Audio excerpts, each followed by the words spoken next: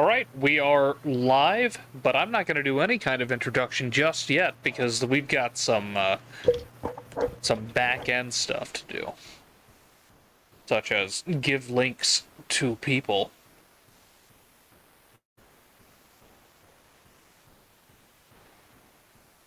We need to give the links to the people. There's The actually. man's been in charge too long. It's time to give away the free links. You know what? I'm starting to understand why when somebody starts a stream, they've got music playing, they've got this little thing that says stream is starting soon. Okay, Yep. I'm getting it. All Yep. right. But instead of music playing, they just get to hear, shop talk, which, I suppose there's value in that. There's The actually. man's been in charge too long.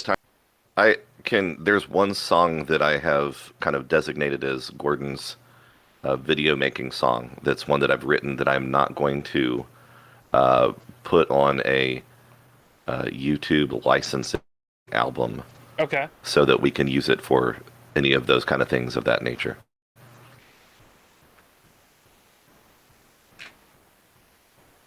All right, I have posted the link in AAA. And I'm going to just get Twitch pulled up as well and make sure that is functioning. You like that? I do. Thanks. Sometimes my decisions are made for me, and that's just fine. Sometimes.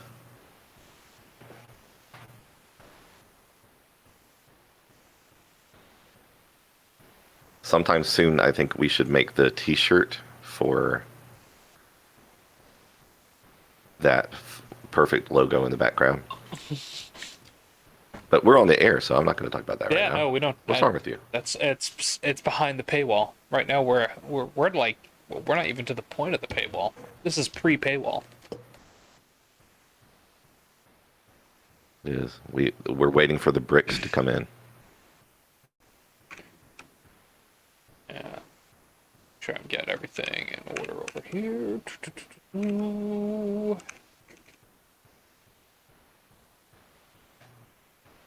Make sure all my charts are live and updated.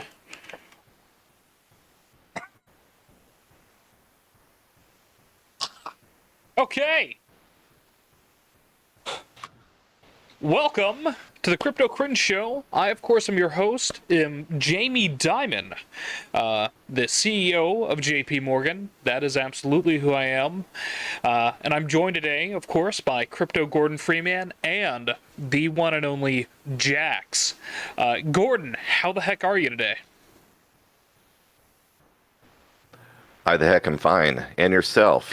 Well, I live my life modeled after my favorite animal, the generic fish. It likes to flip and flop, and I try to embody that in my decisions and presentation of my decisions. Jax, how you doing, I'm buddy? confused by that. I'm doing good. I'm ready to reel into the life of Crypto Cringe. Excellent. For further clarification, flipping and flopping, no crypto, only crypto. No crypto, yes crypto. So, many moons ago, Jamie Dimon, said absolutely not. No cryptocurrency. It's... Oh, it's so obvious. Of course. Sometimes we have to hold his hand. First of all, as the what am I Well, we know that I do deep dives, and therefore that means that something that has the potential to be obvious is going to go straight, completely over my head. Mm-hmm. So that's the way I roll. Well, when you're that deep into it, so much is going to go over because you're in there, bud. I'm in there. I'm deep diving undersea. Hey, do you want to share the screen into the group so that I can see the wonders of the show in the background? I suppose I could do that. Yeah. And in the meantime, well, thanks to Emily Mason for their cryptocurrency writing and providing this story for the legacy of JP Morgan and our guest host, Jamie Dimon. It's an honor to be speaking to him. Of course, being a big money guy, it's still kind of tough to follow, having talked to Bezos yesterday in his return from the outers of the space. But Yeah, I heard he in went an to ironic space. twist given, It's interesting. I don't know why I'd go there. You can't mean you went can't to trade space? stocks in space. No, I'm Jamie Morgan. I've never been to space. you're Jamie Dimon. You're not JP Morgan. I am whoever I say I am. If I wasn't, Okay, in then an why would ironic, I say I am? that's kind of true. An ironic twist given, CEO Jamie Dimon's well-established distrust of the industry, JP Morgan has reportedly been the first major U.S. bank to provide all wealth management clients with access to Bitcoin. All wealth management clients. Oh, yeah, they have a cutoff in the value for the wealth management clients. Gotcha. They can all have access to Bitcoin and other cryptocurrency funds. Advisors in JP Morgan's $630 billion wealth management division can now accept orders to buy and sell 5 crypto products.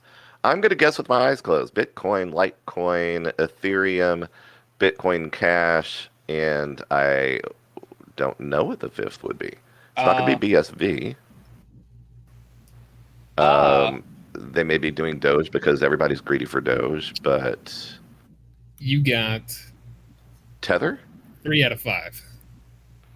Yeah, we're doing Bitcoin Trust, Bitcoin 3 out of Cash 5. Trust, Yeah. Ethereum Trust.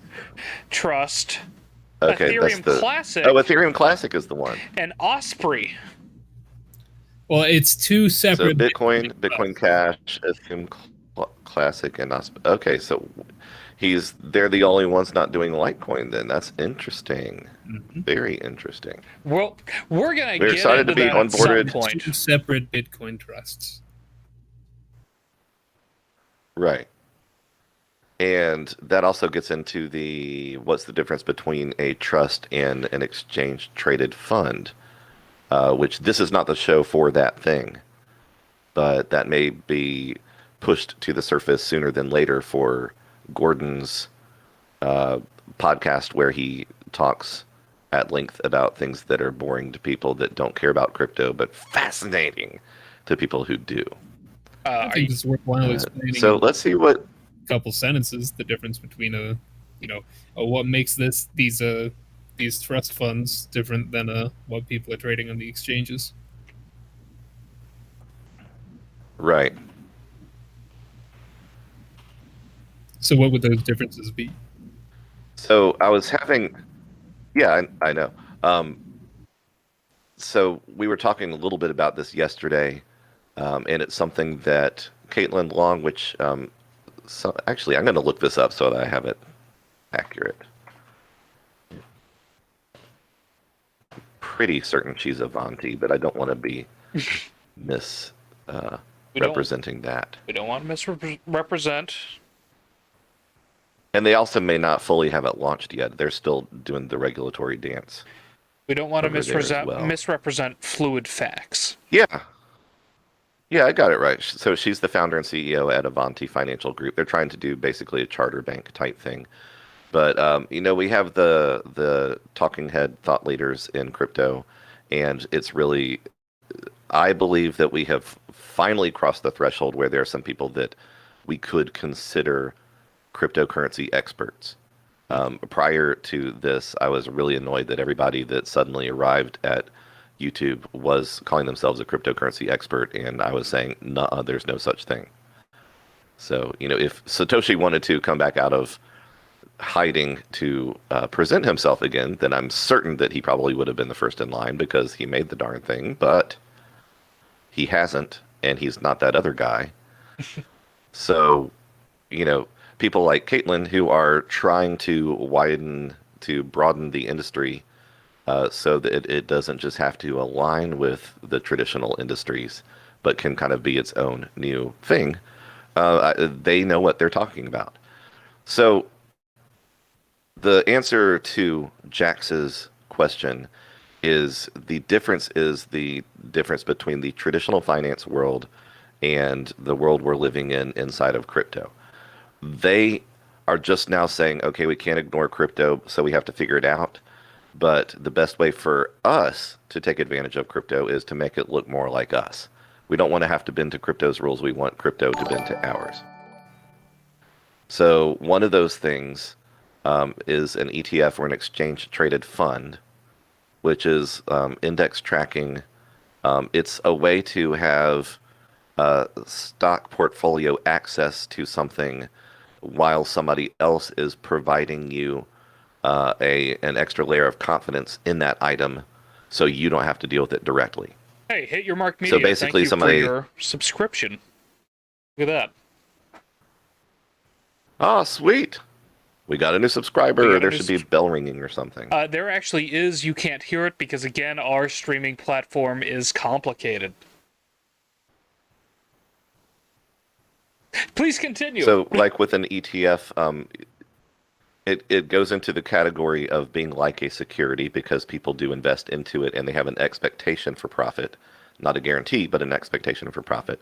But it's almost like if I said, I'm going to raise capital and buy 1,000 Bitcoins, and then I'm going to package that up and list that as a company on the stock exchange into my company. Well, the entire premise of the company is going to end up being whatever the price of Bitcoin is. So, what I don't like about that, well, there's a lot of things I don't like about it, but I'm really surprised at some of the really brilliant economists that I do know in crypto that are like masters of game theory and they are professors in economics and they certainly know more about this stuff than I do. But they are relatively anti-stablecoin and relatively pro ETF. And I do see what I would think of as a little bit of a short-sighted problem that crypto really needs to develop its own volume and liquidity and maintain its own volume and liquidity. And if the banks see that they don't actually have to enter the space, that they can stay kind of comfortably at arm's length while amassing their own stockpile of Bitcoins, it's a win-win-win-win-win for the banks and investors again. And I kind of thought that us in cryptocurrency, I thought we kind of wanted to remove some of that excess wealth from the greedy side of the Fed and central banks and the investment groups. Right, the idea of being decentralized, but it also, and with our assets are protected, the ledger is open, and there's transparency. mm-hmm. That with minimal manipulation, but I mean the markets obviously they reflect a certain amount of influence, not by me or Elon So I don't know Musk. if I think that.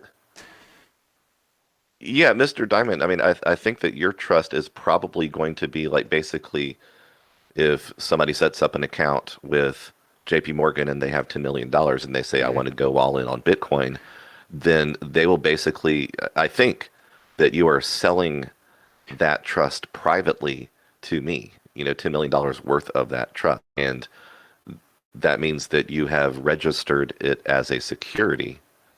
And you can also charge me fees, which is, Right. why people are interested in this. Yes. So let's see what they say.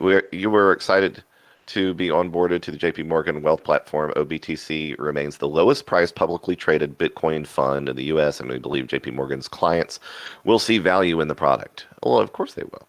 The new policy applies to all JP Morgan clients, including self-directed clients. Oh, wow. So they are covering everybody.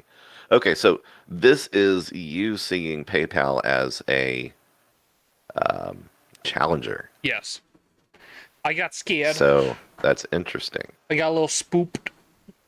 So that also brings up this is a play that you're doing through NYDIG, and they are probably going to be the widest platform for unloading the banks and investors. Mm-hmm. So They are, if I remember correctly, Stone Ridge. Let's see. I just loaded up so I can get it. Yeah. Okay. So, safely unlocking the power of Bitcoin through technologies and financial services that enable forward-thinking companies and investors to access this asset class. So, what they do is they allowed end-to-end institutional grade platform for custody and asset management, derivatives, financing, research, and more. So I'll tell you what, before we go even wider into all this stuff, why don't we cover some of the other crypto cringe things, and then Well, actually, towards I had a the. couple questions because I don't know my own market. Oh, I okay, can't be perfect. bothered. People tell me what to believe, and I believe it. Where do you think this is going to put Why would other? you do it any other way? Why? Well, where do you think this puts other platforms like Ameritrade and Fidelity? You think they're gonna see what's going on and Yeah, hop on right. board? Do you think they're going to launch their own, convenient apps to rival things like Robinhood and Webull here in America? Do you think I, Jamie Dimon, should launch an app that's easy? I think I should, probably, but maybe not. I think that Oh, advise I me. think you should, but I think you won't. Probably. I can't be bothered I think that with the poor people. I think it's been an interesting year in this move forward. There's one, people are people, so it won't shock me if I end up having to backtrack and say, okay, so and so wasn't as smart as I thought they were, or so and so changed their tune when they said they wouldn't. Those things happen because people are people and they'll protect their investments. But there's one person that has emerged that has the boldness to make the right move, which is to shift all of their cash assets over to Bitcoin because of the extreme hyperinflation that's already happened and the fact that the world governments are doing what we would expect them to, which is to hide that. They're pretending that it hasn't happened. Oh, cool. Our Litecoin transfer has commenced, so that's good to see that that worked correctly. Hot So I'll dog. deal with that in a little bit. So, What's up, yeah, lower hot dog. Yeah, fees? Jamie, I know you're so excited about that, Jay Well, I didn't include that in Diamond. mine. I couldn't tell you why, but I'm sure somebody's capable of doing so.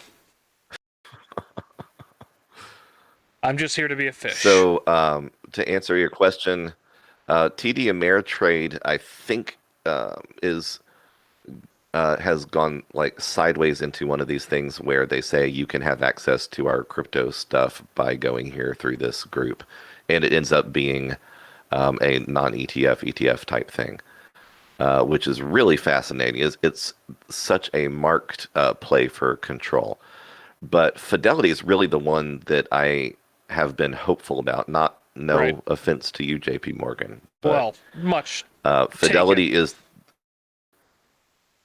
they should be bundling Bitcoin, Litecoin, and Ethereum, and I don't care about any of the others for them to include in the bundle for the same zero commission trading that they currently have for stocks, because it is perfectly plausible for people to want to load their crypto there or to invest in it from what they've already moved over from their bank account into their Fidelity investment fund. And for them to, over time, offload some of that into their own custody, into their own Bitcoin, Litecoin, Ethereum wallets. And the point there is that you can make plenty on fees and allow the trading to take place 24/7. They're serious about allowing the off hours and dark pool type elements of stock trading. But stock trading also comes to basically you can't do much more than about having 30 grand in your account. It might actually be more now. It always ends up being more. So wouldn't it be lovely if they could capture all the other millions of people that would love to load $1,000 into their account and trade crypto 24/7 with the comfort and I loosely use the term regulatory clarity because they're just There's so little of screwing it. that up so royally. Yeah. Well, they're just messing it up so bad, and you have to wonder how much of it is intentional, But Fidelity is the one that should be offering retail. And for the listeners, the difference, there's two main things, institutional and retail. Retail is all of us smaller guys until we are graduated to shark then whale status, which is going to happen. I guarantee it. Hmm. Or my name isn't Jeff Bezos. I'm not playing this game. But you're Crypto Gordon Freeman, and Bezos was on your show a day ago, I think. I wanted to see what it was like. It was I wanted to see what it was like. kind of empty.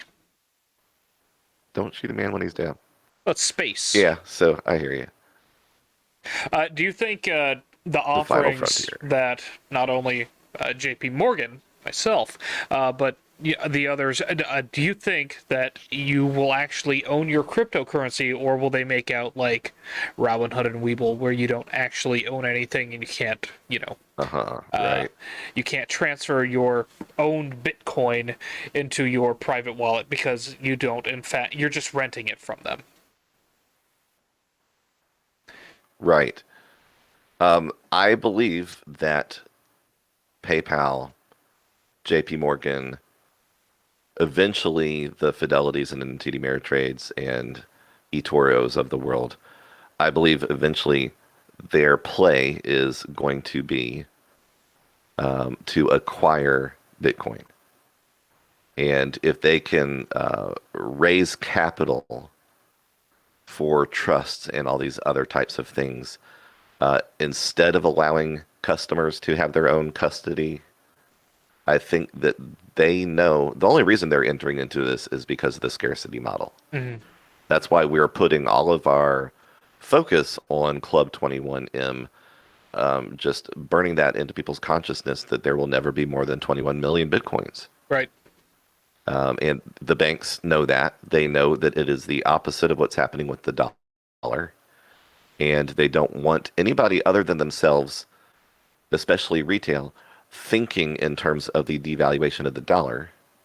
They want them thinking in terms of providing the liquidity that they need to offload Bitcoin into their own assets. So that's why I bring up Michael Saylor, because Michael Saylor with MicroStrategy, he is a successful MIT graduate, tech, publicly traded company that almost none of us ever paid any attention to until 2020.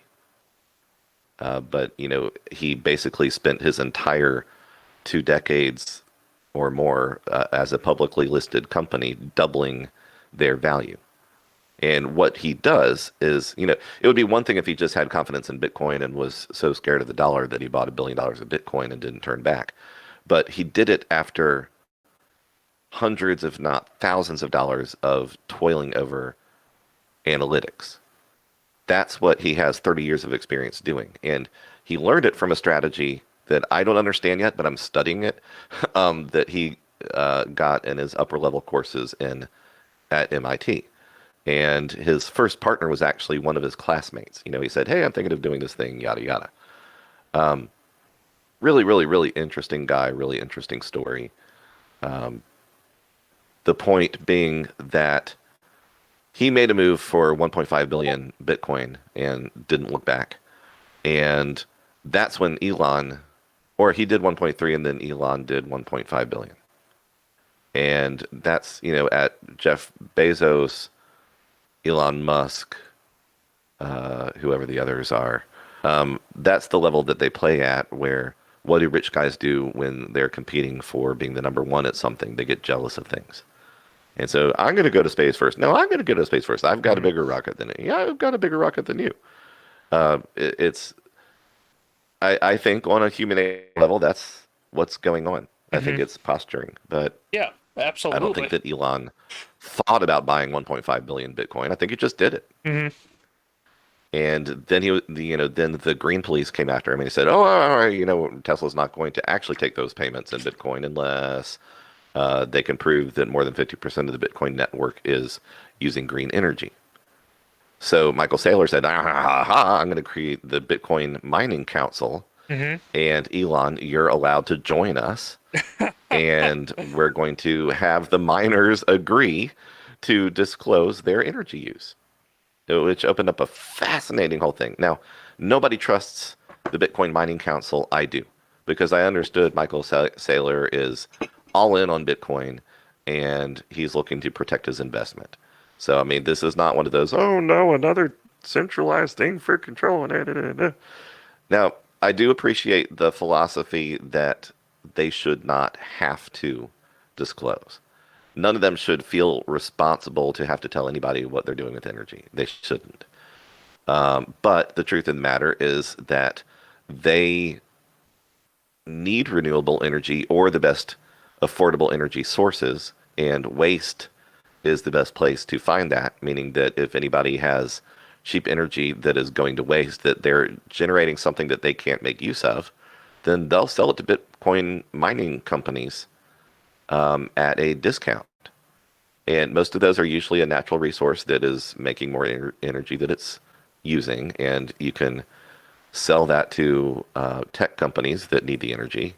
And Bitcoin actually becomes a leader in ESG, their commitment to renewable energies, because it benefits them the most directly. You know, if they can win a block award and earn more than 6 Bitcoins by keeping their electricity costs down, then that's a win for them.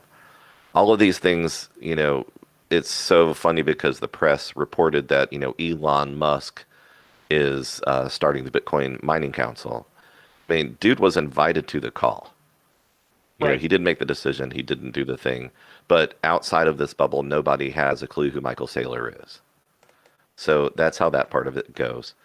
I do not think that the few places that are opening to retail investors, which means individuals, really want us to have access to our own coins. Voyager allows it. That's why I mentioned them when I'm recommending anything other than Robinhood. Robinhood says that they're going to start doing it. I don't know if I believe them. It also means that they have to settle real Bitcoin and other coins at the end of each day, probably. Right. And I don't know what they do with OTC. I've tried OTC with them, so it may or may not exist. Paxos, really, I would love to see become the leader in this area, but the real twist there is that Fidelity should beat them at this game with zero commission. And also, you know, Fidelity advertises and Paxos doesn't. Right.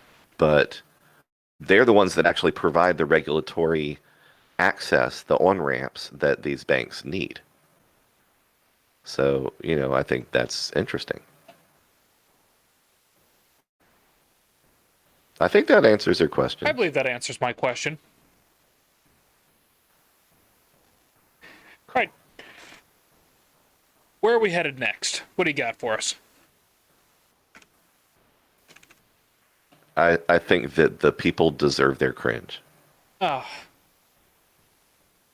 Okay. There's, I gave you just a wonderful gem of a video for you to play for the children.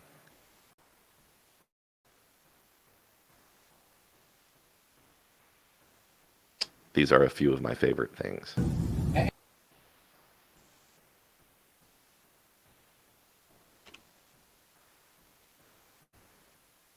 see. We're getting there. We're getting there. We're making it happen. It's, one day, we'll have a budget. All right. Okay, only 30 seconds long, but that could be a lot of consolidated cringe. Could be kind of spicy. And Zhujiang, can you give me the worst Consolidate the scenario, cringe, what people. kind of a systemic shock it will give to the current financial system is if Bitcoin is widely used in China or the rest of the world? Well, if Bitcoin will become the ultimate type of a form of the currency then adopted by human society, I can tell exactly what's going to happen as the worst scenario or the must scenario. We're all going to die.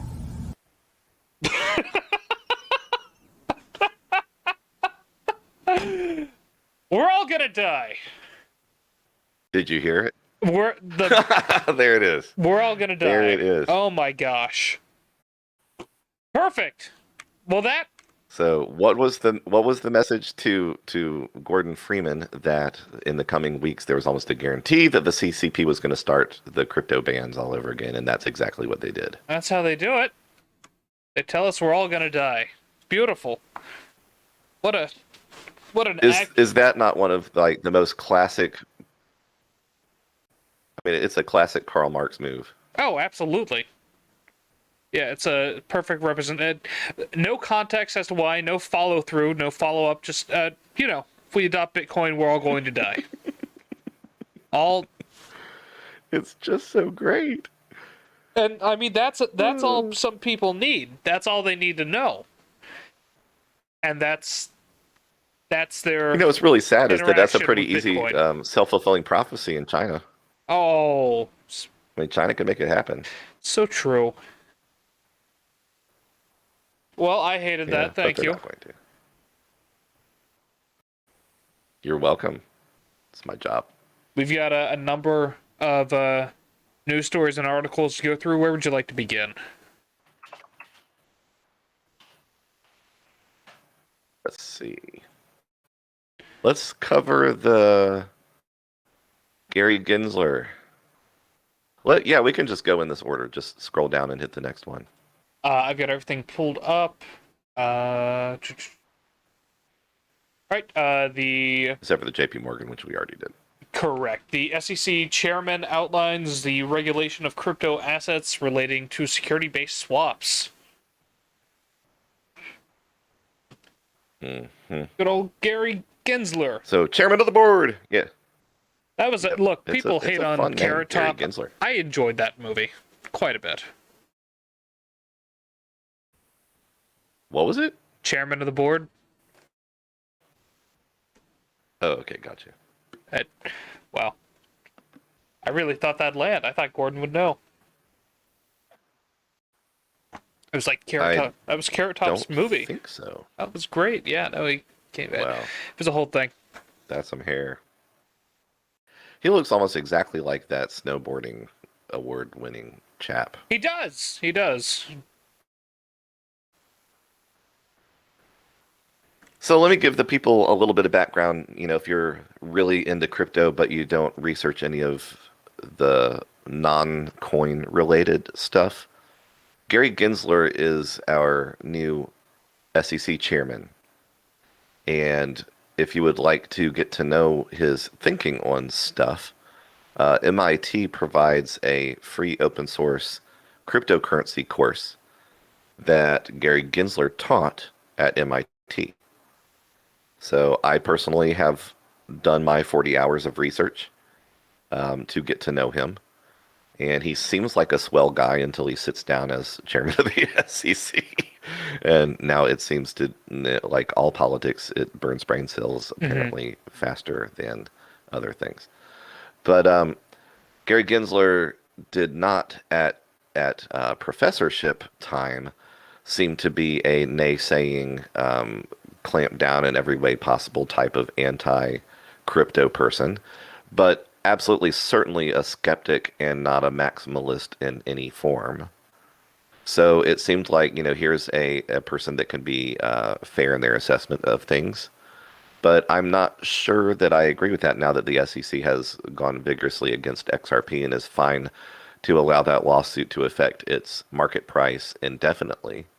I don't think that is a positive, virtuous way of approaching currencies. Right. But I think that this article is dealing specifically with security issues. So Gary Gensler talked about cryptocurrency regulation Wednesday before the American Bar Association Derivatives and Futures Law Committee virtual mid-year program.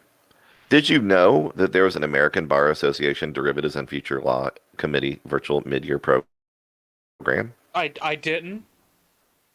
As the I didn't either. whatever I am of Barnes and Nobles or J.P. Morgan, whichever it is. I feel like I should have probably known that, but yeah. There, Eh. there are words. I mean, you of where spent so much time talking about how Bitcoin people are just incredibly stupid. Mm-hmm. I mean, you called your own daughter stupid for having made a profit in Bitcoin, Yes. and then he flopped. Well, He said, "By the way, we have a lot of patents on blockchain." good old dad. So he talked about security-based swaps, credit default swaps, registration of dealers and participants, and then he went into crypto. I'd briefly like to discuss the intersection of security-based swaps and financial technology, including with respect to crypto assets. There are initiatives by a number of platforms to offer crypto tokens or other products that are priced off of the value of securities and operate like derivatives. Make no mistake, it doesn't matter whether it's a stock token, a stable value token backed by securities, or any other virtual product that provides synthetic exposure to underlying securities. These platforms, whether in decentralized or centralized finance space, are implicated by the securities laws and must work within our securities regime. He continued, if these products are security-based swaps, the other rules I've mentioned earlier, such as the trade reporting rules, will apply to them. Then any offer or sale to retail participants, that would be us individuals, must be registered under the Securities Act of 1933 and affected on a national securities exchange. Okay, what would he constitute as a national securities exchange? Does that mean that not only does, let's say, a coin that raised an initial offering have to register with the SEC if it's going to want to exist in the US, but does that also mean that any cryptocurrency exchange that wishes to operate in the US must also be fully regulated through what I would assume is the New York regulation in order to allow US customers to trade that item? It sounds to me like he's saying end to end, all of them are going to have to comply. SEC has taken out about 75 enforcement actions against individuals and companies in the crypto industry so far. However, Gensler said more companies are in violation of securities laws.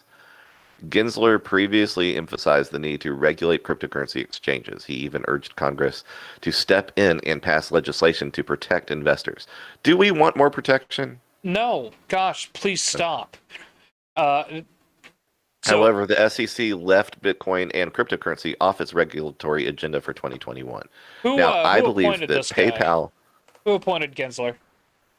I have to assume the current The administration. current administration. Okay. Right.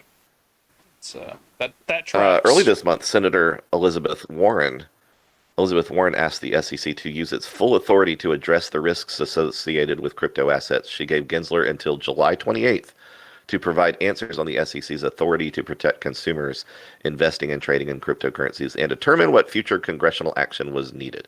Now, Elizabeth Warren is a green Nazi from hell. She is. She's also she's a her liar, goal is to and she ban. falsely represented herself as a Native American. You can look it up. We've got receipts. So she can't be trusted. So Pocahontas wants to ban Bitcoin, and it's not going to happen. No. But we took your land. we and are we're keeping our very. Bitcoin. I love the implication. It's hilarious. We were objectively better But yeah, at war. we're in some they didn't use the wheel. regulatory. It was a whole thing. They didn't have horses. We brought them horses. We're in some. They didn't have horses. They didn't have horses. Yeah, horses aren't native I've to watched America. the westerns. Yeah, no, they were brought over from Europe. Interesting.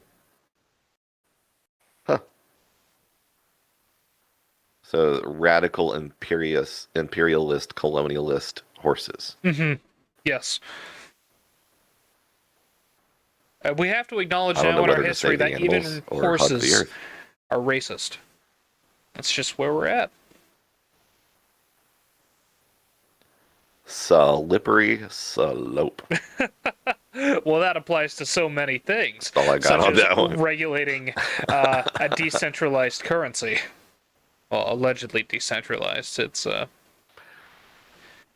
Yeah, so what I believe, PayPal was an incredibly important thing because they rushed the pilot program, and I believe they did it to get ahead of the December 23rd nonsense that all of these agencies, SEC, FinCEN, FATF, probably FSOC, and I don't remember some of the other things, wanting to get rid of privacy in wallets, wanting to do all these different things. But PayPal had already gone through all the jumping of hoops to get their regulatory clearance through Paxos, which is allowed to assign those types of things, the kind of license they have. Paxos gets the license from the New York regulatory agency stuff, and then they're able to basically become an issuance platform to other platforms. So PayPal was able to launch in. I believe that's why we're looking at Bitcoin, Litecoin, Ethereum as the three that are going to be given a pass. Right. Technically, Ethereum should not get a pass. They really actually should be registered as a security. But because they are a technology, they're a Well, utility. we're going to get a lot of hate for that. Thanks, bud. Hey, Well, it's just the truth. You're not but, wrong. I mean, I like Ethereum. I like Vitamin Butter. I like Vitamin Butterball. But I mean, they raised a bunch of capital at the beginning. Right. And so people bought, the initial offering because they had a reason to believe that it would go up in value. They bought it for the purpose of profit. That's a security item. And they are absolutely certainly traded all over the United States of America. And Europe is leading the way to tyranny just like we are. So there you have it. But yeah, I think that Bitcoin, Litecoin, Ethereum have been given a pass. And that's why we're going to see things, the Grayscale's GBTC, they've got their fund that people can buy shares into. And they have like locking and unlocking periods and premium periods and all this other stuff. That's why JP Morgan is comfortable to go in with what they're doing. So all of these things, they're simultaneously good for cryptocurrency because the regulators are basically shooting themselves in the foot if they succeed in their bans. I think they have to appear as if they're going to ban this stuff. But it's also the big question mark of whether the CBDCs, the central bank digital currencies, come in with such force that there is a currency war with China, and everybody that is a major power does temporary bans on crypto. I do not think that has, because the flow of funds to and from central banks is necessary for rich people's survival. And that means eventually the major tech companies, the major investment groups, the central banks and charter banks that are attempting to do startups are going to start kind of tackling Congress to say, you guys need to either understand this or leave us alone. Mm-hmm. So, and they're certainly not going to leave them alone. And right. But it's I sometimes I don't know, honestly, I do not know whether the various factions in Congress are really as stupid as they seem, or if they pander to stupid because that's what they think of their voters. I mean, them are on record at some time or another as having talked about how stupid the people are who vote for them. So, but I sometimes I don't know whether they're actually playing games or if they really buy into their Nazi nonsense. It's kind of hard to tell. Well, but needless to say, sometime in the, I'm sorry, go ahead. Oh no, I was going to transition into our next story, which is just one of a hilarious government intervention. Go for it. Talking about, of course, Virgil Griffith violating the terms of his bond, but it was in fact his mother.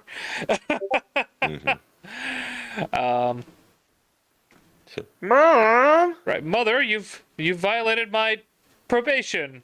Dang it. What's Bitcoin doing today, honey? I don't know. Mom, it's Ethereum. We assume he's an angsty teen. So yeah, Oh, he was a yeah, developer yeah. for Ethereum Then he would have been an angsty and teen. violated the terms of his bail. Mm-hmm. That's funny. By logging into his account, basically, or his mother logging into his account. Yeah, we tried doing that with Jim and I earlier.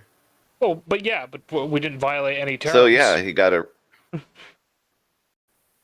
exactly. So just a note to self, and Jamie Dimon, you might want to consider this as well. Okay. Don't assist North Korea. What? They'd be my homies. You probably don't want to go over there. Don't go on record as trying to suggest how North Korea can evade sanctions. It's probably not going to earn you much helpful things. It's just a thought. I could be wrong. Yeah, why is Virgil Griffith? Why was he arrested? Initially, why was If he you guys want to initially? get around sanctions, here's how. Yeah, he was giving a talk. So let me see if they make that clear in this article because it's been a while. After the meeting, Russell of Inner City Press note that he recently had been taken into custody. They have a typo there. Virgil Griffith was surrounded by 2 U.S. Marshals and took his belt before being taken into holding cell. Did it even talk about his? Okay, I'm gonna have to go find the. You can tell how much prep goes into these shows, right? So much. We're Hey, I mean, you so gotta do professional. what you gotta We're do. so professional. I don't remember the details that well. It was almost 2 years ago, I thought. So, yeah, he's a professional hacker that went into Ethereum. He traveled to North Korea with his visa and obtained a diplomatic mission in New York City going through China to circumvent an American travel ban. He gave a talk at a conference in Pyongyang about how to use cryptocurrency and blockchain technology to launder money, according to federal investigators. That's what they say he did. Charges that he was a national security threat. Unfortunately, this is one of those examples where I agree. That makes me very unpopular on that topic. But lives in Singapore, worked for the Ethereum Foundation.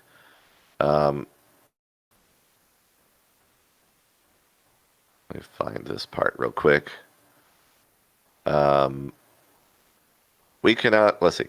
During his speech and in discussions afterwards, he provided information about how North Korea could use cryptocurrency to achieve independence from the global banking system. Take that, Jamie Dimon. Oh, goodness. He also later made plans to facilitate the exchange of a digital currency between North and South Korea. This is bozo stuff. I mean, people believe that if you believe in decentralization, that's how the world operates. And it's not. So isn't that interesting? Because, I mean, we're going from one form of regulation that they absolutely need to back off from. And at the same time, that does not give you the freedom to just do any kind of bozo stuff that you want to do. But free Ross. Yeah, Silk Road guy is still in jail. Should he have done what he did? No, he actually apologized about what he had done at the Bitcoin conference. But most people still think he should have done it. So I don't think that Silk Road is a good thing. I don't think that all bad press is good press. Not all bad press is good press. There is a conversation probably to be had about free market. You know, I don't know. That's a conversation for another day.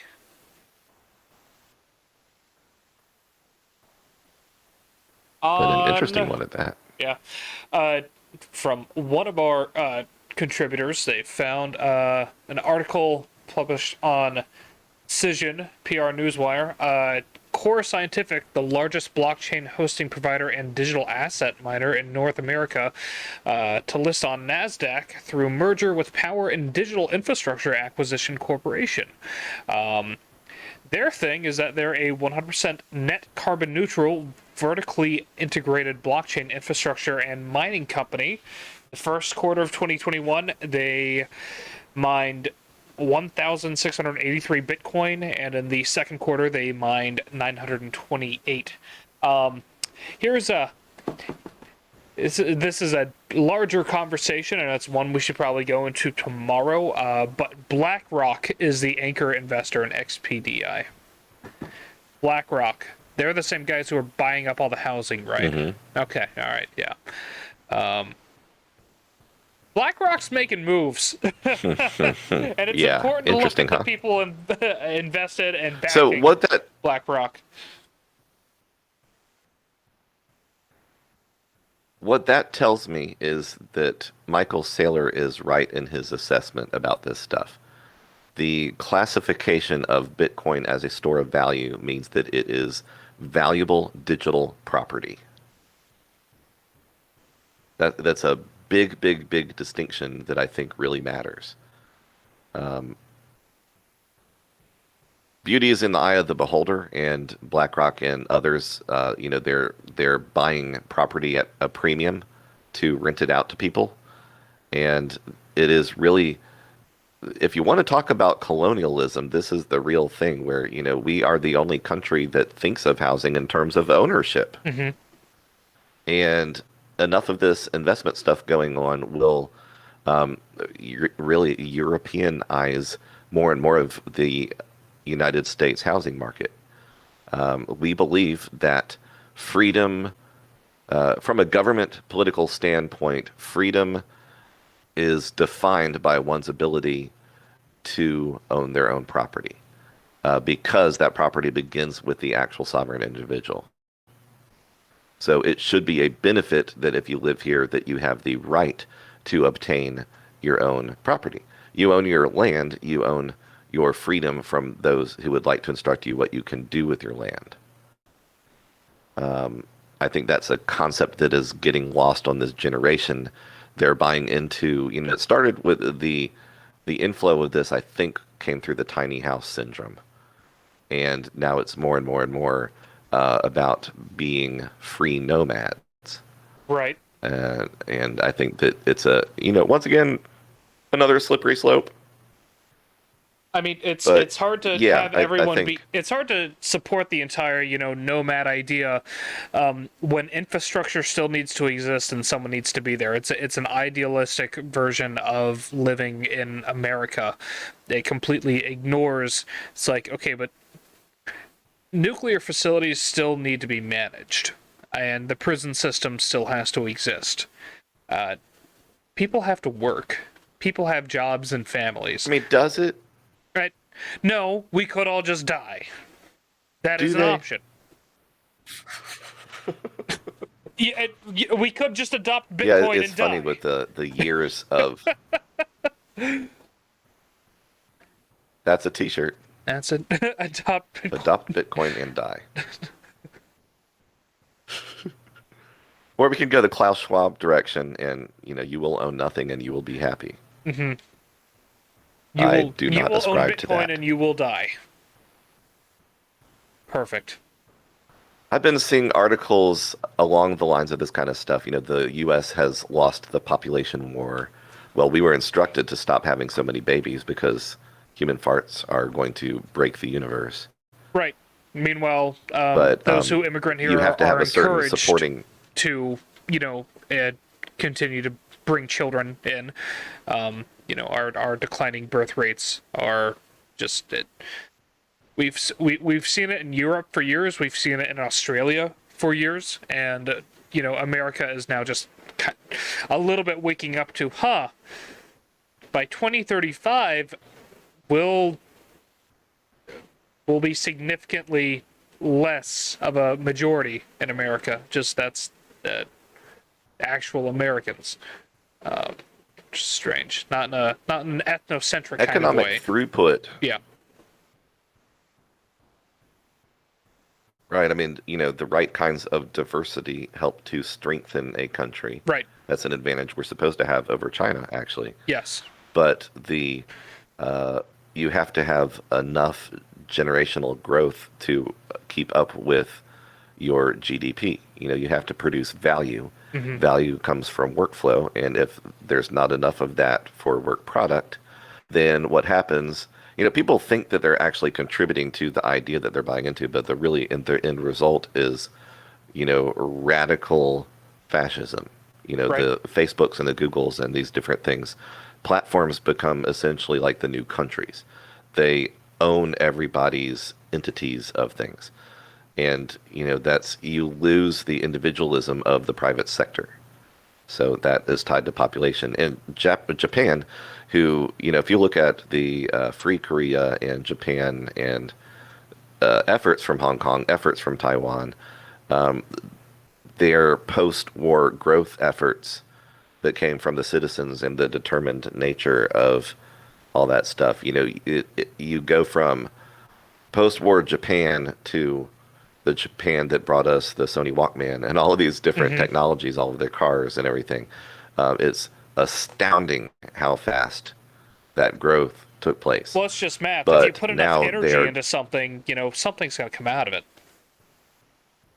In our case, we put two nuclear warheads into it. Don't touch our boats. Bottom line. No comment. Just don't touch my boat. You don't go boom boom, we don't go boom boom. True. So true. Yeah, they're going to be the first ones to test this whole population thing because their elderly are going to need care that doesn't exist. Right. And it's a whoops. It's a bigger crisis for China, but they're not quite there yet. And the thinking is that's why there's such a push for AI, because they need smart machines to do what smart people can't do because the smart people aren't going to be there. So the other side of that is that there's a lot of speculation that part of the political motivation behind all of the COVID stuff, the Kyogre virus. Kyogre virus. There you go. Yes, thank you. I always get these technical terms. It's okay. You're not supposed to really understand it. But yeah, I think some of the political motivation is that the elderly and those who have complex medical conditions are a drain on the economy. And other than the parents of actual lawmakers themselves, they wish that they would go away. So I think that there is an unfortunate inconvenience there that they're okay with the pruning off of certain populations. Right. Nothing but rainbows and sunshine here. Only positivity on the Crypto Cringe Show.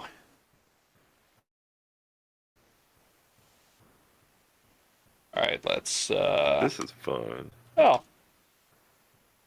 I see someone appropriating a culture's garb. British fintech boss sounds the alarm about dangers of Bitcoin and other cryptocurrencies. Thank God. Hey, I see... Oh, hey, you know what I spy? I spy a...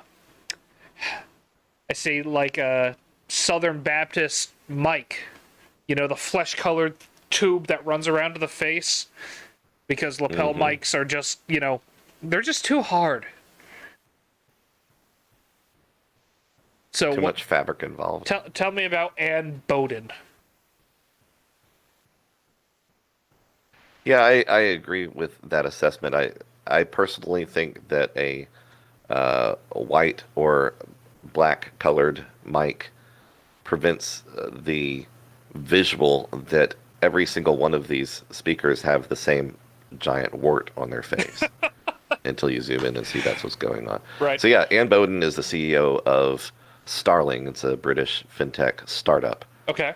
And they're coming in, cringe against crypto. They're saying that it's quite dangerous. Now, Britain just banned Binance.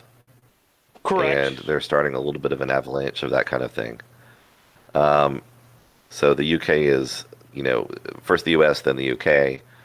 But she's saying the industry as a whole must really be alert to the dangers of people using Bitcoin and cryptocurrencies to process fraudulent payments, Bowden told reporters on a call Thursday. Now, Starling has been around for like what 7 years, I think. Okay. They're a new breed of lenders aiming to shake up the market with online-only checking accounts. Now, obviously, Gen Z is the target for the growth in that sector of, they don't have checking accounts anywhere but online. But, what she's saying is that crypto is our competition and we don't like money leaving money markets. So, some of the pool, I think, of digital online only checking accounts is going to be, that pitiful, savings aspect of things. And that money allows them to borrow against client money to invest in safe things that are no longer safe. But, they want to purchase government bonds. They want to purchase mutual funds. They want to purchase CDs and lock money in. And cryptocurrencies are a better move in those areas. So that's a conflict of interest for her. Certain digital currencies are interesting, but our customers are not asking for that service. They're not asking because you're not. And, Jamie Dimon is going to contradict that move. I only know contradiction. Do not believe anything I've ever said, including this statement. Because it'll change. Probably. At some point there will be enough prep where I'll really know who I am and backstory and other really poor decisions I've made. But that is not today.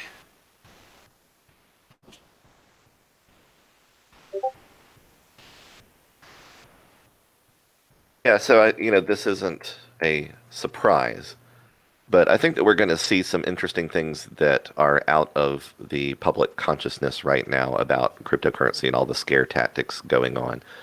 I think that Kelly Loeffler and her husband, the chairman of that thing, the trading thing. Oh my gosh, how do I not remember this? It's not the Mercantile Exchange.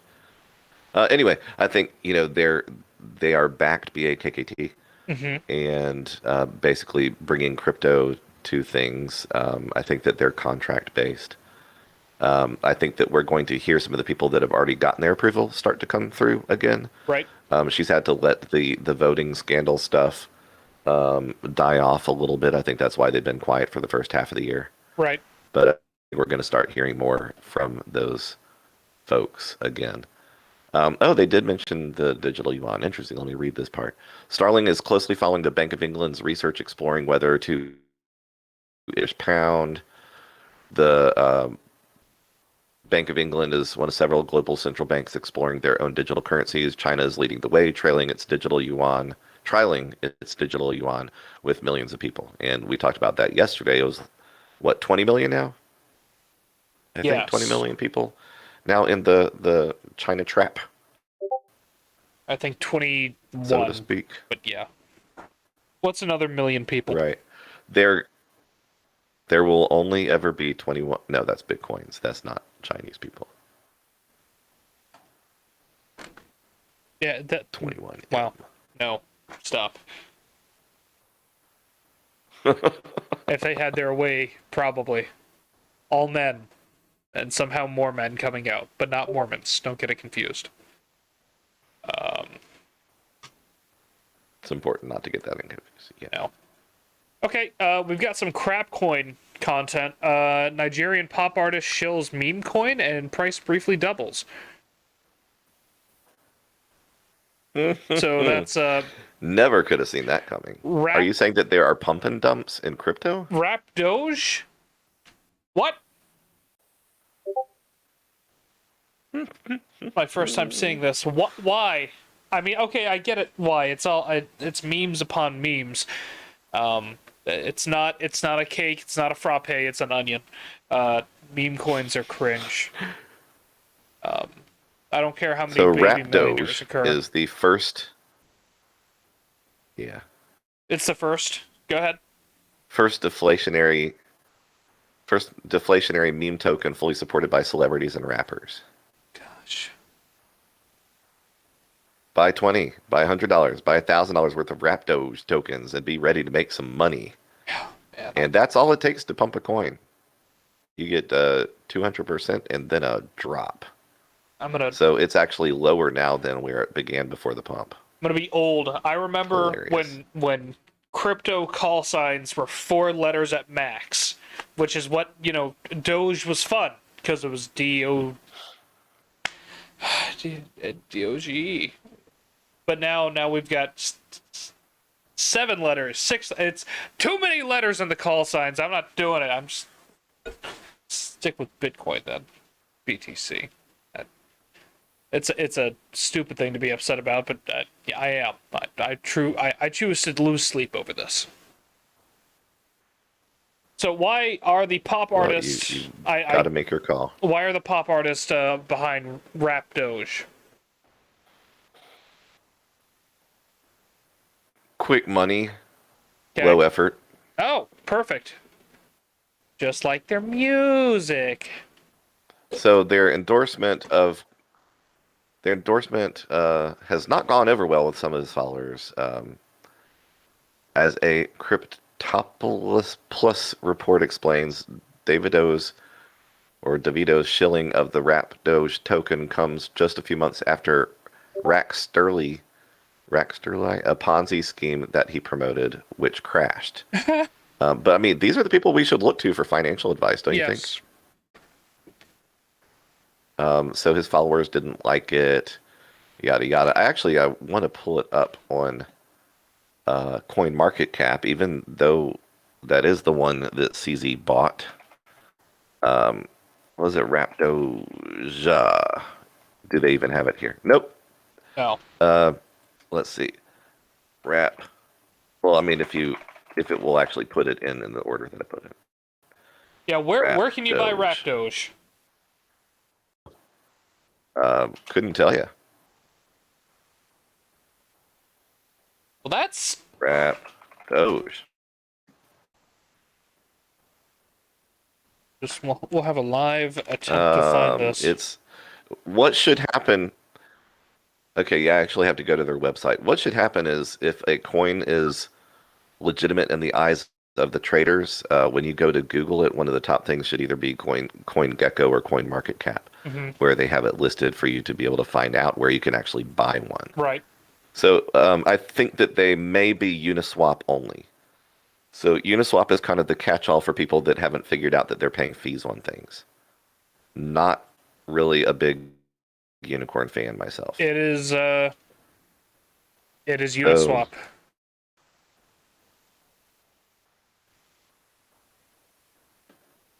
Uniswap only. Uniswap, Uniswap chose the right logo. It doesn't mean that I have to like it. Right. But it is what it is. It often is. So let's see. Let's see. It is worth nothing. It's got a 24-hour trading volume of $18,000. That's its total volume. It's its total trading volume. Wow. The market cap is unknown. Circulating supply is unknown. Total supply is...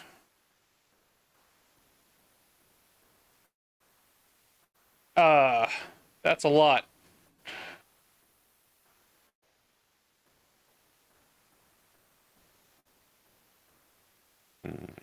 What comes after a trillion there, Gordon?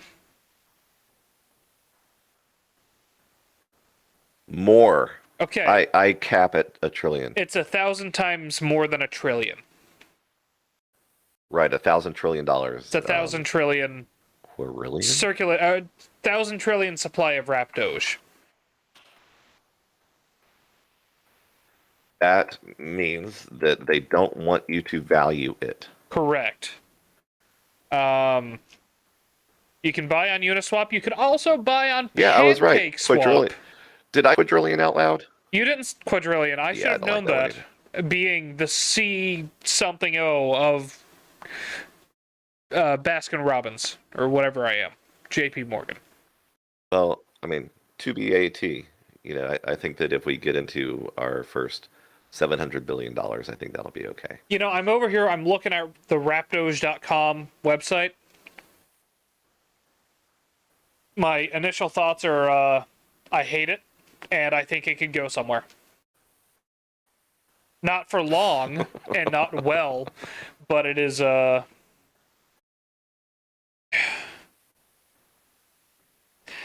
They are not even going to have a white paper, they have a light paper coming soon. This is... I think that's what, I just read something that had a light paper. It's one of the dog to be the coins. Their vision is to be the ultimate Baby dog Doge, coin maybe? meme.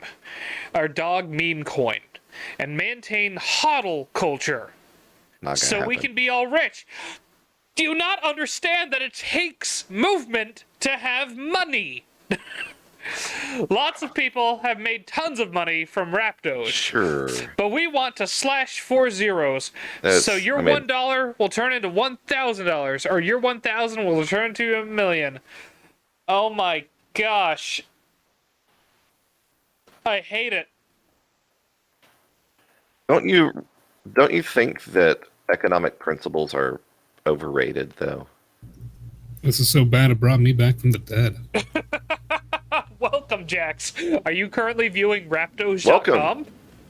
I see it in all its terror.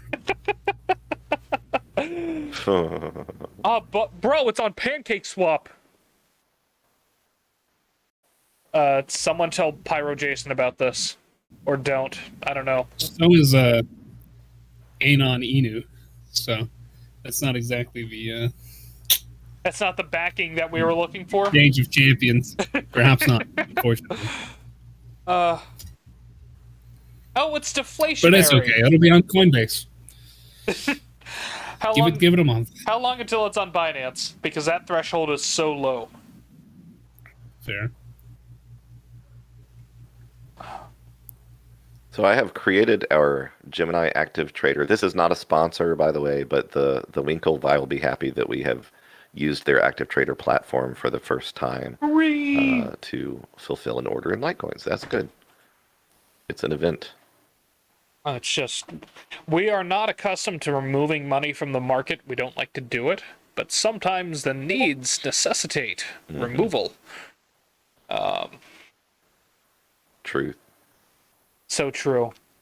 Jamie Dimon, for the first time, is speaking truth to power. Hey, it could be To false himself, in the actually. next 5 minutes if I decided.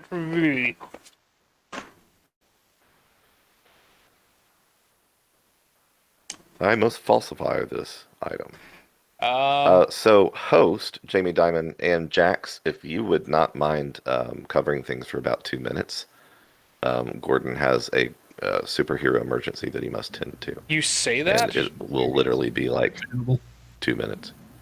All right, and 2 minutes on the clock.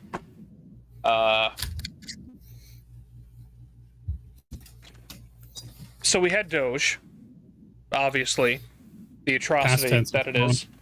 I mean, it's still a thing. I mean, that's actually one of our next articles to go over. Elon Musk. I mean, you said had. Doge is no more. Oh, it's over. Because I have that authority in the market. Yes, sir. Yeah.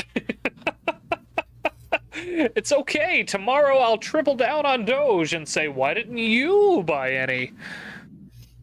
This is the insider scoop. You're right. I, Jamie Dimon, commit to maybe buying something at some point. Can I also buy it? Sure. Yes. It'll work out great.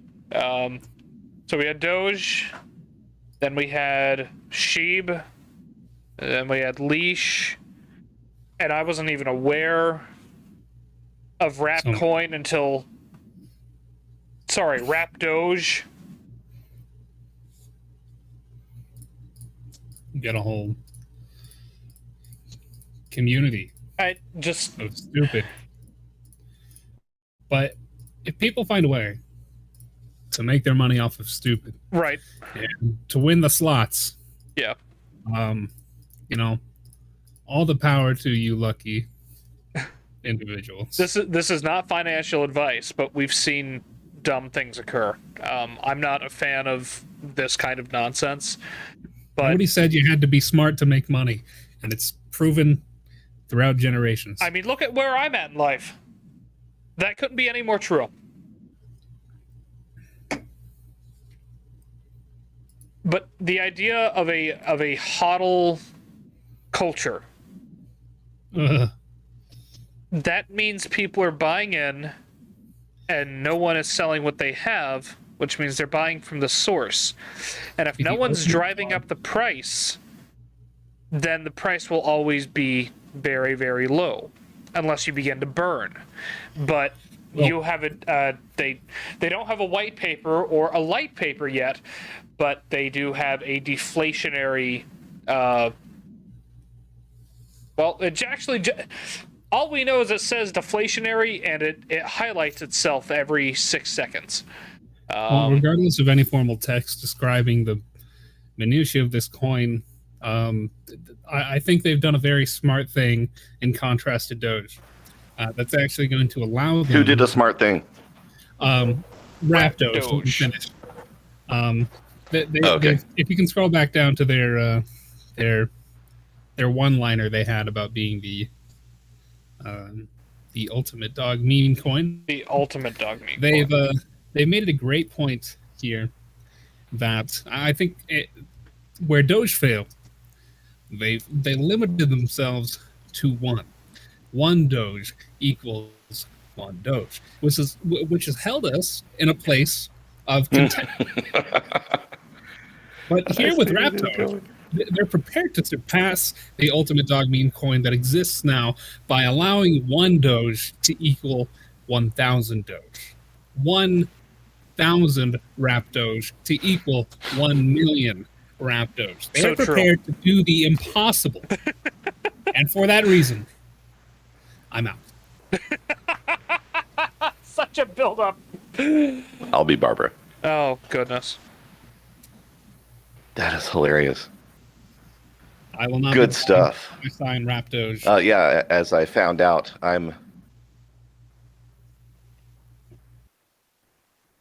found out that they're going to be sending me a replacement hazmat Gordon Freeman suit sometime between 3 and 4. So I'll be on the listening for that, but I'll mute if that comes up. Gotcha. You need something that can hold up to the probably illegal at this point amounts of cringe you're being forced to work through day in and day out. It is a lot of cringe. It is. It's worth it. Somebody needs a leader. So, I mean, do they really? I don't know. The B-word event was, what, yesterday? 2 days ago? It was yesterday. It was yesterday. We probably would have had thousands. We would have had thousands of visitors, but they conflicted. They did not check with us first, so they overlapped our scheduling. Unfortunate. It's smart for them to check that first. Yeah. It's just kind of rude. It is rude. I love the fact that Jack Dorsey tries to present himself like a dude that wears a suit and trims his beard. Well, but he really looks like the band from the late 90s that everybody does their Where Are They Now episodes, even though they don't know that they're still on tour. He kind of looks like that guy. Well, when you're meeting with Congress, you know, it's important to look like your neighborhood, you know, crystal guy. And that, I mean, both consorting with stones for healing and methamphetamines. But when you're at the Bitcoin Live B-word event, then you put on a suit and trim your beard and, I guess, take your nose ring out unless it's on the other side. So, you know, priorities. No, he looked like real Dorsey. I mean, he was wearing his tie-dye and looking like he was having fun experimenting with something. Oh, okay. But, yeah, I mean, the photo ops are always like, trust me, I look professional. Absolutely. So, yeah, it was Dorsey, Musk, and Kathy Wood, which between the three of them, there's only one that I was really interested in hearing from, that being Kathy Wood, Ark Invest. But look at this kind of bulleted point of stuff. They agreed to have a Bitcoin conversation. I wonder why there's such a demand. I mean, I don't wonder why, but there shouldn't be such a demand for Elon Musk to weigh in on things that he can't make a decision about. Right. But, these things tends to just kind of be a way to pimp that rich people own Bitcoin, and they publicly state they're not going to sell it, even though he has sold a tenth of Tesla's offerings to, in quotes, I wanted to test their liquidity.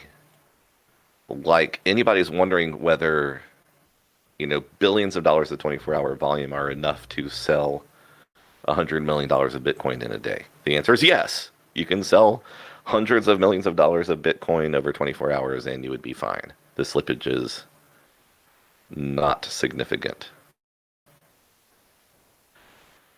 So the B Word event yesterday was hosted by the Crypto Council for Innovation, a global alliance of crypto industry leaders, which I thought we were against things like the Bitcoin Council. Right. So I mean, why are we excited about this one? Well, a council Because is it like a promotes bringing crypto. together. It kind of insinuates that there's a centralization of power and knowledge, and it's supposed to... I'm going to keep beating the decentralized drum. I mean, we're so far removed from Satoshi's vision, not to be confused with the coin. And now here we are with a crypto council with all the cringe lords themselves at the head of it. Mm-hmm. But yeah, look at the list of presenters. We have Chenko Labs. Okay, that's fine. The SEC, not so much. Square Crypto, that's fine. OKCoin was represented. Pfeffer Capital, Lynn Alden Investment Strategy, MIT Digital Currency Initiative, Chainalysis, Square Crypto. They already said that. Yeah, and I mean, basically, just to Peter McCormick was whittle there. it down to what it is. Why? But he's always there. Why isn't Hex Because there? something about Bitcoin. Well, okay. That part makes sense. Just wait until we enter on that one. Oh my gosh! Just you wait What until we enter the whole. What Bitcoin did was really what I did was lose like 70% of my investment.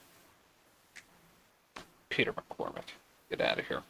It makes a great backstory. It does, which is why he should be on that. Isn't panel. that the bottom line? It makes a great backstory. Yeah. I hear that somebody won a washing machine. Yeah. Oh, was that not for the show? I don't know. That's not for the show at all. That's I know I posted it in paywall. the news channel. How's that going, Jax? Yeah, it's going good. It's in. It's running through a cycle. So Nice. moving up in the world.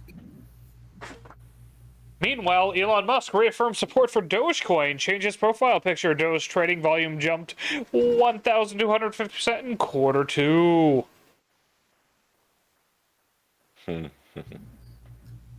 Quarter two. That's like the value of Doge. Hey. It's worth a quarter or two. Yep, a quarter and two. Oh, goodness. So this active trader thing on Gemini, it's supposed to be their professional platform that has better fees, I think. I believe, I hope. But seems to me like I want to check this out. 71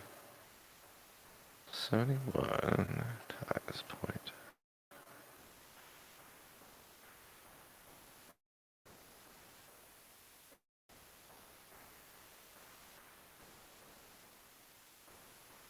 Yeah, it's like still 3.5% to make a trade. 3.5% make a trade That seems a little crazy to me. That's the problem with the U.S. markets.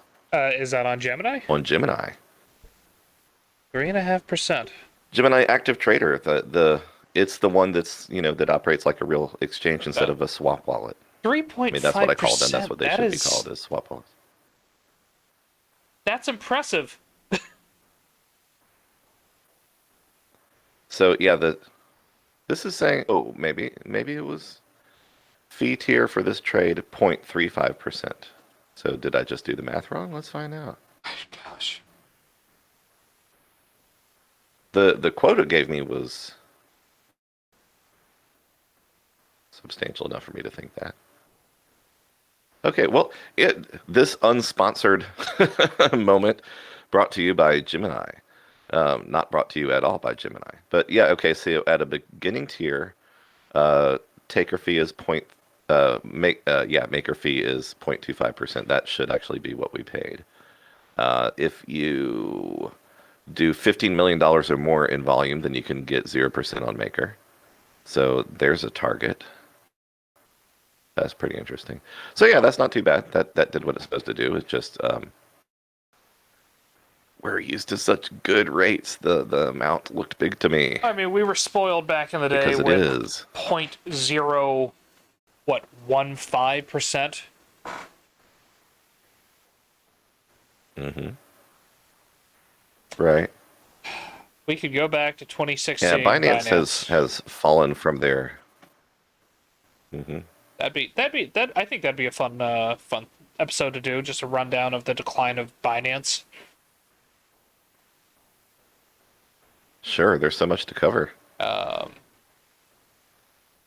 So Elon Musk, I guess he bought a lot of Doge, and now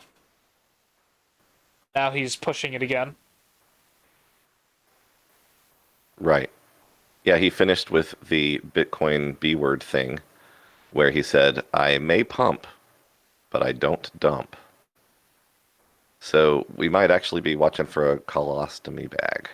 But yeah, he immediately swivels. Sorry, go ahead. Oh, just I'm not ever one to push anybody to buy, a meme coin, but looking at the chart, it's probably not the worst time to buy. We are not financial So the Doge advisors. father is how he is known. This is true. We are not financial We advisors. will give you non-financial advice that's going to sound eerily similar to financial advice, but it's not. Yeah. This is for entertainment purposes only. Yeah. Let me entertain you. So yeah, the Doge community has been begging for an Elon pump since it fell from 72 cents to 19 cents, Right. 18 cents, 17 cents. So he changed his picture to having the reflection of the Shiba Inu in his shades, In his sights, I guess they reconciled I can't believe that the environmental concerns. So now he's back, baby.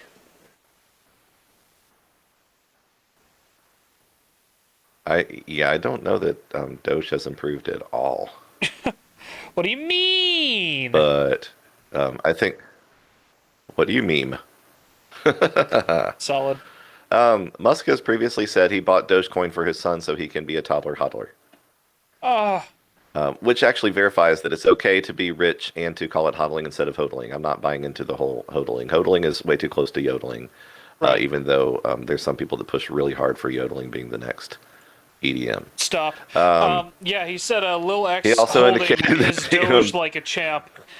He's literally never said the word sell even once.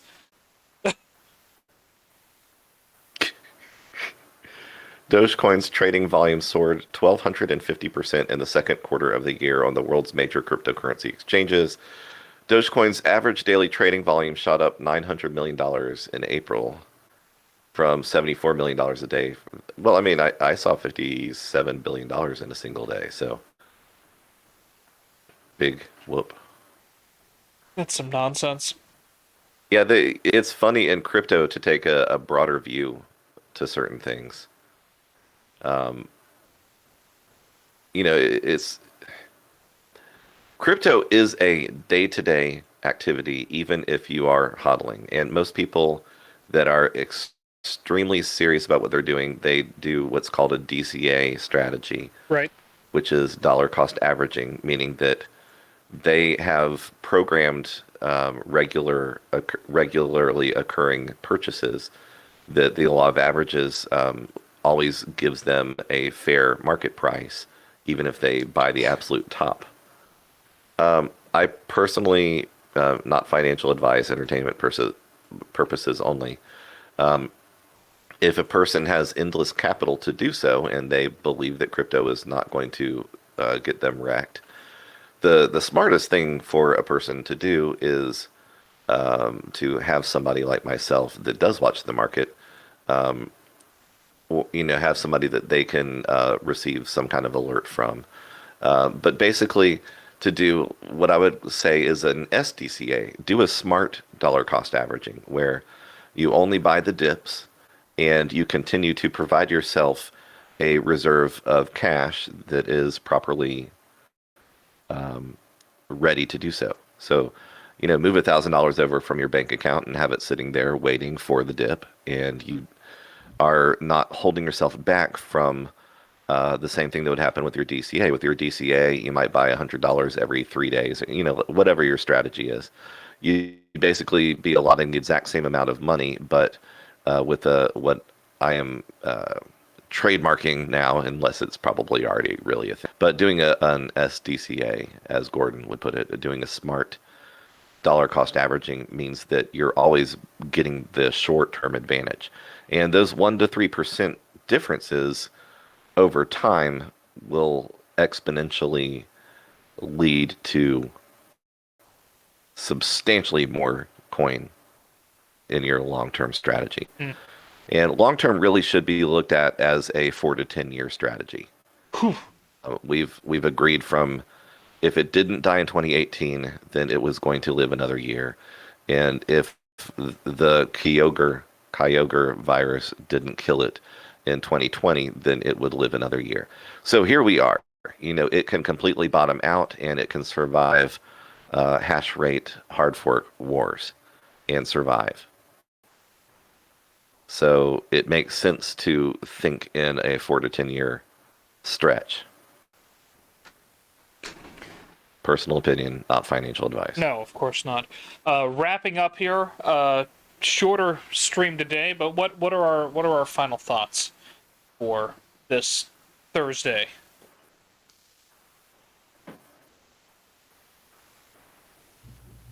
Thursday's a good day. It proves that. Oh, I should have included this.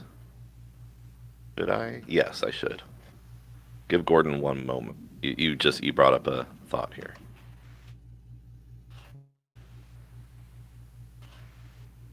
Wait, I want to see if I can find the latest tweet or news blip from the wonderful, loving, kind, thoughtful expert on Bitcoin, Peter Schiff. Mm-hmm. Peter Schiff is, I recently on crypto Twitter, to the enjoyment of 2 or 3 people, referred to his stance on Bitcoin as being like that guy that had a really bad breakup a few years ago and just can't get over it.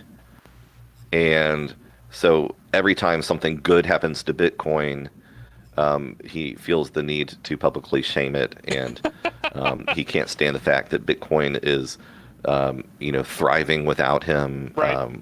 She's got a new job and she's done her hair and has the adoration of the public. And so, Bitcoin goes up 200%. You don't hear anything. It goes down 3%. And it's proof And it's war drums. that it has forever died.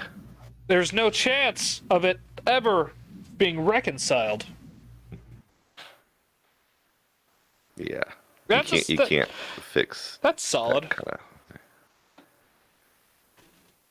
So, it's unfortunate that, he is able to make valid points about other things, but when it comes to Bitcoin, he's doubled down on stupid. Let's see, he's refused to do technical analysis, is that correct? He just cannot be bothered? At least Bitcoin is proving to be non-correlated. On Monday, as risk assets sold off, Bitcoin sold off more. On Tuesday, as risk assets recovered, Bitcoin fell again. Pardon me, Peter, but it took 10 hours for Bitcoin to outperform the stocks on What? its rise, on its return upwards. So on Tuesday, as risk assets fell again. Congratulations, hodlers. You own a risk asset that can go down regardless of the direction of other risk assets. What a It dipped petulant to 29. child. It came back up to 32.5.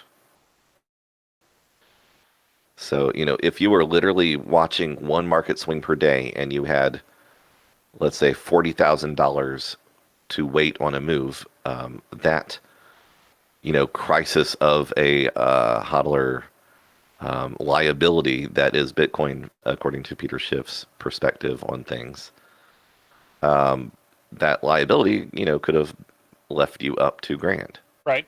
So, that's if you only needed a few $100s to call the bottom and you got out safely before it peaked. So, he's right about things like, the cost of things are going up.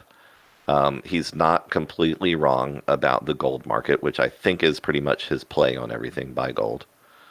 But gold has been, you can actually go and find the trends, and you can find little peak points where your investment in gold is exactly where it's been for 20 years. Right. You could have made some profit, you could have lost some, but if you're just holding it, it is not getting anywhere. It's not proving that when there's a huge scare that people think that gold's going to get them out of it. So I think it's fine if you look at gold and precious metals as a store of value. Store of value doesn't necessarily mean that the value has to go up. It just has to not lose any value. It's very boomer logic, precious metals, especially in this meme economy. Silver's the better bet as far as I think that sometimes over time it's proven to be better, but yeah, gold is right sometimes where we it need to was. listen to the boomers. Sometimes. I'm sorry, I didn't mean to interrupt you. You should always interrupt me.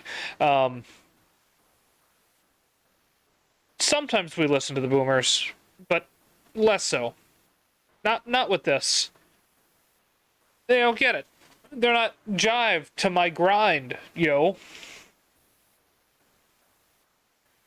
We got, what is his name, Kiyosaki? The two dads. Rich Dad, Poor Dad? Rich Dad, Poor Dad thing. Yeah.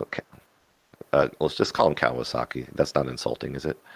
But I mean, he's permanently added Bitcoin to his advice. So I mean, he has literally put Bitcoin in the Bitcoin is electronic gold, is digital gold Right. category. So I think that's a brave boomer move. I would agree with that. Jax, any closing thoughts? If you still live, all the closing thoughts don't get off work until 10. So that's solid. That is 100% well done. You win 1,000 crypto cringe tokens.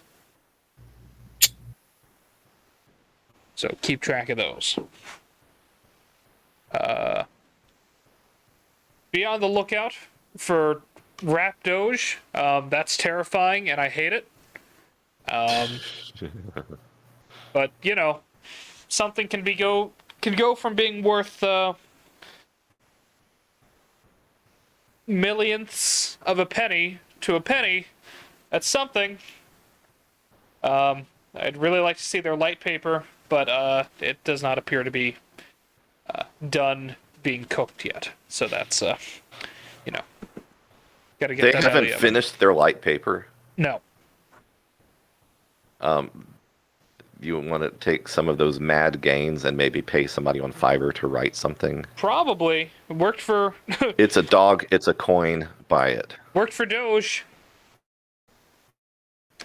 All right.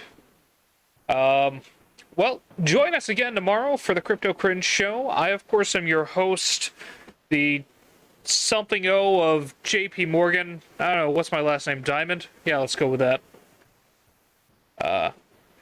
Thank you for watching. Bell icon, subscribe, comment, and eventually we'll get back to your comment. Addressing specifically which parts of your vehicle our warranty does not cover. Hey, did we have anybody in chat today?